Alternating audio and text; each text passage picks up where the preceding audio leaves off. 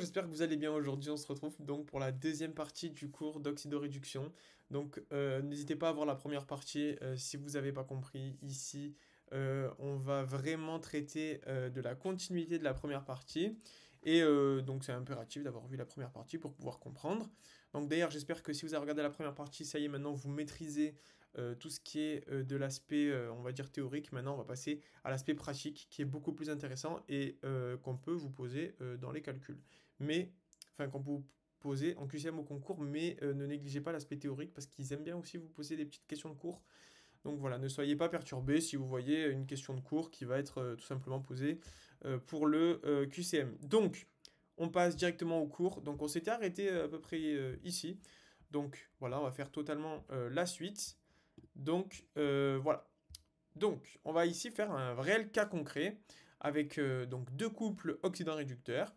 Donc, on a ici en premier le couple Ag plus Ag et Zn2 plus et Zn. Donc déjà, la première chose à faire, ça va être de matérialiser nos couples et de savoir qui est l'oxydant, qui est le réducteur. Donc, par exemple, pour Ag plus Ag, on sait que Ag plus, c'est celui qui va capter l'électron parce qu'il est plus, donc ça va être lui qui va être notre oxydant. Ag qui va être notre réducteur, et, euh, et pour Zn2 plus Zn, c'est la même chose. Notre plus, c'est celui qui va capter les électrons pour être électriquement neutre, donc ça va être Zn2 plus notre oxydant. Et après règle de conservation des électrons, pour qu'il y ait le même partage d'électrons de chaque côté, pour pouvoir équilibrer la réaction, on va tout simplement multiplier par 2 la première ligne. Pour qu'en fait, à la fin, on supprime ces deux électrons et qu'on ait notre couple oxydant-réducteur qui se trouve ici. Donc on a 2Ag plus Zn, donc en fait, tout simplement, hein, donc vous avez 2Ag plus qui sont ici, plus Zn qui est là, qui donne 2Ag plus Zn de plus qui est là en fait. Voilà, tout simplement. Et donc là, en fait, ça retombe à ce qu'on a dit plus haut. On a OX1 qui va réagir avec RED2. Donc ici, notre premier oxydant, c'est 2Ag+, qui va réagir avec notre RED2, qui est là, donc c'est le Zn. Donc on a 2Ag+, plus Zn, qui réagit avec notre, donc ici notre RED1 avec notre OX2. Donc notre premier réducteur, c'est Ag, qui va réagir avec notre Zn2+. Ensuite, comme je vous ai dit, les tables numériques ne sont pas à prendre. On va vous donner les potentiels redox à chaque fois, si jamais on vous donne un calcul. Et on vous dit que le potentiel Ag plus Ag, donc le potentiel qui donne la formation de Ag à partir de Ag+, est supérieur à celui de Zn2+, donne Zn. Donc, comme on sait que le couple Ag plus Ag est plus fort que le couple Zn2 plus Zn, donc on va aller dans le sens de formation d'Ag plus Ag, donc dans le sens 1, et donc c'est la réaction qui évolue dans le sens 1. Voilà, tout simplement. Ensuite, donc pour faire ces réactions, il y a entre guillemets des étapes qui se réalisent. Et ici, on va parler, voilà, donc ces étapes-là, donc c'est écrire les deux demi-réactions, considérer l'oxydant comme réactif et le réducteur comme produit, enfin le réducteur comme produit, ça c'est ce qu'on a fait. Et maintenant, on va tenir compte du nombre d'oxydation des éléments. Donc ça, c'est une toute nouvelle notion du cours sur les redox, c'est le nombre d'oxydation. Donc le nombre d'oxydation d'un élément d'une espèce chimique est égal à la charge qu'aurait cet élément si toutes les liaisons auxquelles il participe étaient ioniques. Donc allez apprendre cette définition par cœur. On vous expliquera, enfin je vais vous expliquer après un petit peu quels sont les tenants et les aboutissants. Mais voilà, déjà apprenez cette définition par cœur et je pense que ça sera pas mal. Et on vous dit que pour un corps simple, le nombre d'oxydation est nul. Pour un ion monoatomique, le nombre d'oxydation est égal à la charge de l'ion. Et pour une espèce polyatomique, la somme des nombres d'oxydation des éléments est égale à la charge. Donc là, c'est un petit peu compliqué, mais en pratique, on va faire plusieurs exemples qui vont totalement vous rassurer. Donc déjà, on a ce tableau à apprendre. Donc c'est pas très très compliqué généralement. Et voilà, donc vous savez que si vous avez un oxygène tout seul, il est... enfin pas forcément tout seul, mais un oxygène, il sera -2 en oxydation. Si vous avez des O2 Et O3, ça va être du dioxygène ou le O3 qui vont vous donner 0 en nombre d'oxydation, tout simplement. Et voilà. Ensuite, les peroxydes et les peracides, c'est -1. Et pour l'hydrogène, en fait, il peut avoir deux valeurs. S'il est lié à plus électronégatif que lui, ce qui est toujours le cas quasiment, ne retenez pas toujours, mais c'est très très souvent que l'hydrogène, en fait, vous le verrez dans le cours sur l'électronégativité, mais l'hydrogène, c'est quelque chose qui est le plus électropositif quasiment. Donc, trouver quelque chose qui est moins électronégatif que lui, c'est rare. Là, on met le lithium, mais retenez qu'en général, l'hydrogène, c'est +1. Enfin, dans la plupart des cas, mais si vous voyez des éléments qui sont moins électronégatifs que lui, mettez -1. Là, concrètement, on va passer au premier cas. Donc, on va calculer notre nombre d'oxydation du N, donc de celle-là, dans tout simplement notre HNO3. Donc, déjà, on peut calculer notre nombre d'oxydation pour le H. Donc, le H, c'est 1. Donc, voilà, vous le notez, c'est +1 parce que l'oxygène et le N sont beaucoup plus électronégatifs que lui. Ensuite, le nombre d'oxydation de l'oxygène, c'est -2. Et comme on en a 3, ça fait 3 fois -2. Donc voilà, on a cette petite équation. Donc on voit que 1 plus x qui est matérialisé par notre inconnu ici, qu'on cherche en fait, tout simplement, plus 3 fois -2, donc -6, c'est égal à 0. Vous résolvez cette équation et vous trouvez que x est égal à 5. Donc voilà, normalement, si vous avez fait des petites équations comme ça du premier degré, c'est très facile pour vous, il n'y a pas de problème. Ensuite, ici, on va chercher pour notre i. Donc c'est i qui va être notre inconnu.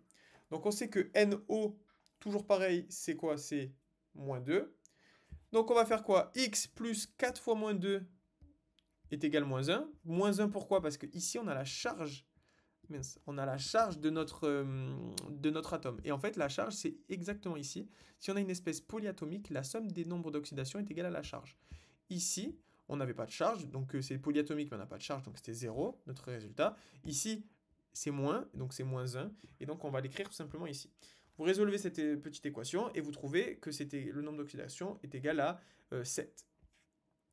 La même pour celui-ci, on va chercher ici notre CR. Donc notre CR, il est en 2 exemplaires en plus, donc on va le calculer. On sait que notre O, c'est -2, et comme on l'a 7 fois, donc ça fait 7 fois -2, donc c'est écrit là. Et ensuite, on sait que notre polyatome, il a -2 en charge, donc on sait que le résultat est à -2.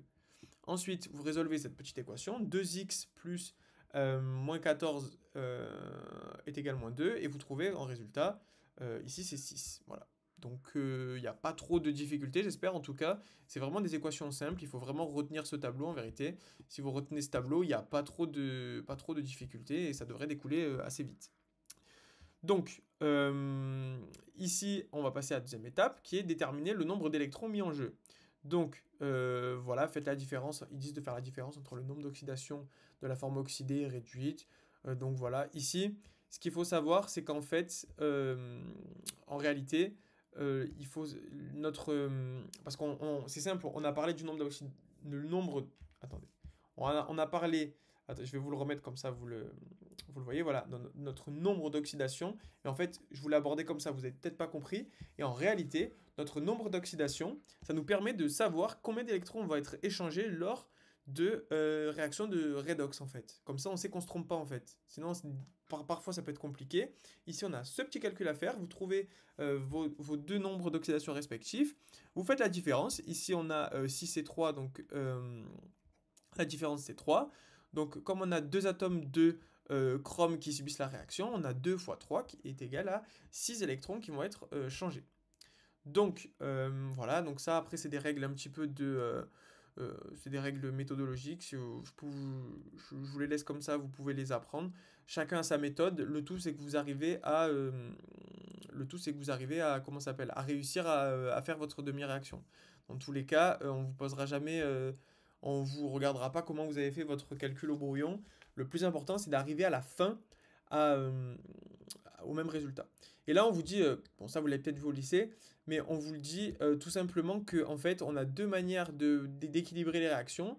Et en fait, on a soit on ajoute des H+ du côté de l'oxydant, donc en milieu acide, soit des OH- du côté du réducteur, donc en milieu basique. Donc voilà, tout simplement. Et en fait, ça va vous permettre de respecter les lois de conservation de la matière et donc d'équilibrer vos réactions. Donc là, on a notre premier exemple.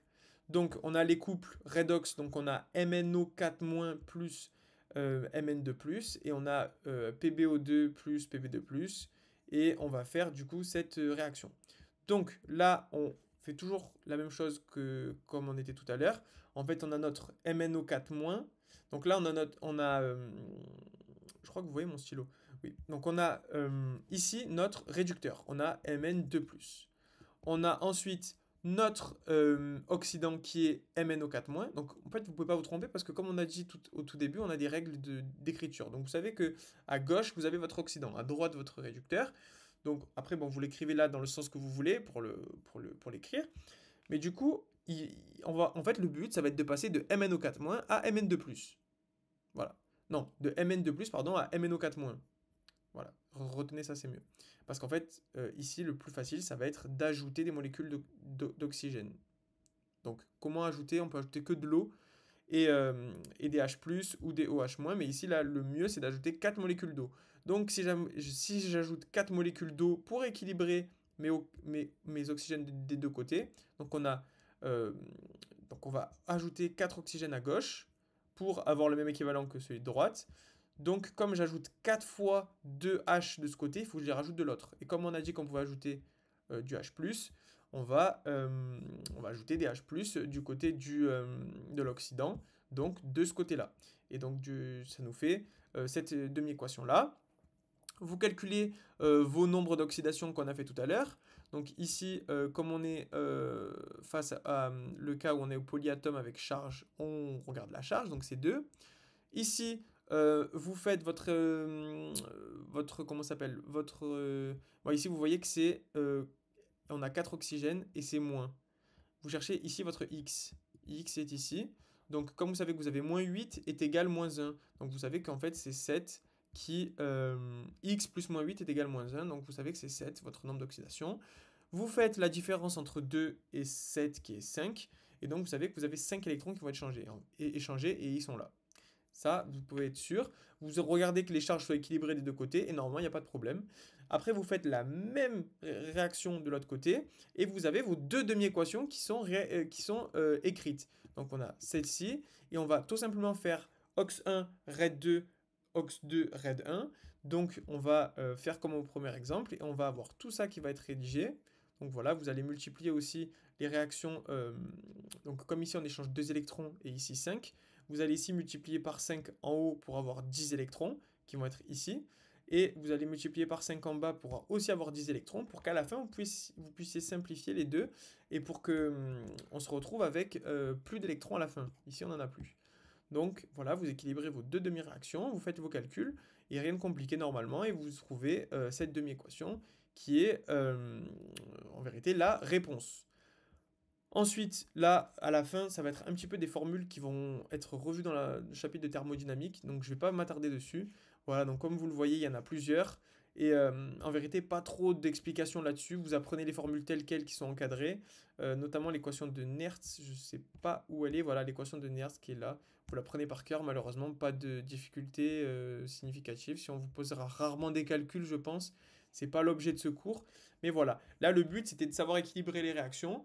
On vient de le faire et j'espère que vous avez tout compris.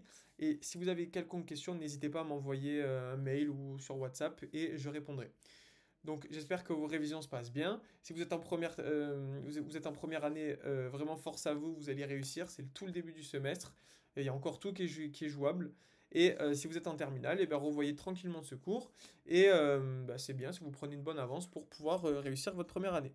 Donc en tout cas, moi, dans quel cas vous êtes, je vous souhaite bonne chance et bonne réussite pour vos études.